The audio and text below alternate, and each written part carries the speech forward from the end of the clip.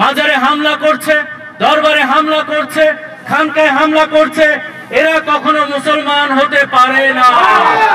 আপনারা জানেন এই দরবার শরীফে যারা লুটতরাজ করছে, যে দরবার শরীফ মাজার খানকায় মানুষের আত্মশুদ্ধির শিক্ষা দেওয়া হয়, কিভাবে একজন মানুষকে আল্লাহওয়ালা হতে পারে, নবী রাসূল প্রেমিক হতে পারে, সেই শিক্ষা দেয়, শান্তির শিক্ষা দেয়।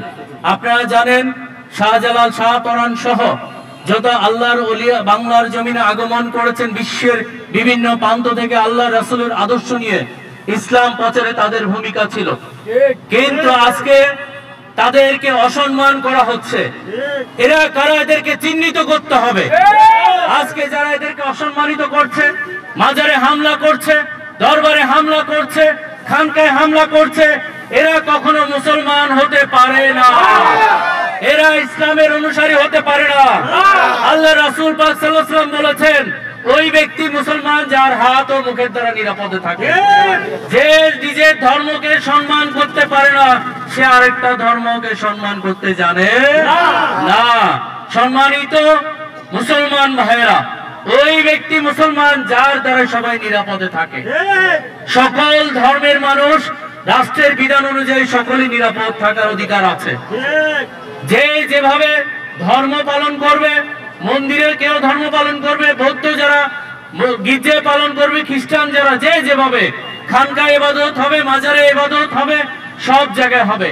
শরীয়তি বিরোধী কোনো কর্মকাণ্ড থাকলে সেটা আলোচনা সাপেক্ষে, রাষ্ট্রের দায়িত্ব সেটা আলোচনা করে ব্যবস্থা নেওয়া।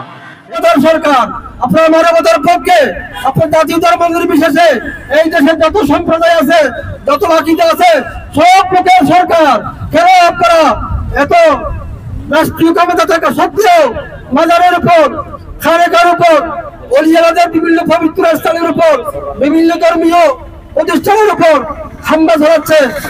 মেহেরবানি করে এই যদি মুসলমানদেরকে আপনারা যদি এই বাংলার মাটি ওলি আল্লাহ না হতো, তাহলে এই বাংলার মাটিতে ইসলাম শান্তির ধর্ম প্রচারিত হতো না।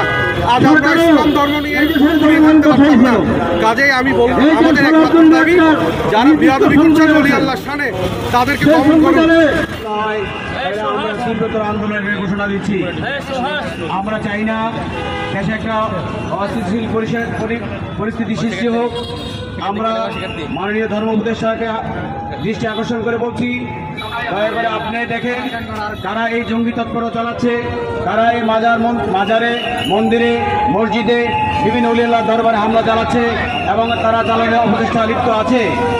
অতিলম্বে এগুলি বন্ধ করার জন্য মাননীয় উপদেষ্টা এবং অন্যান্য উপদেষ্টা মন্ডলীর দৃষ্টি আকর্ষণ করছি। আদেশে প্রচার হয়েছে আউলিয়া কেরামের মাধ্যমে। আউলিয়া কেরামের মাজারকে একটি গোষ্ঠী বিভিন্ন কটাক্ষ করতেছে। সময়ের দাবি ঐক্য হয়েছে। আলহামদুলিল্লাহ, আমরা ভবিষ্যতে সুন্নি মাজার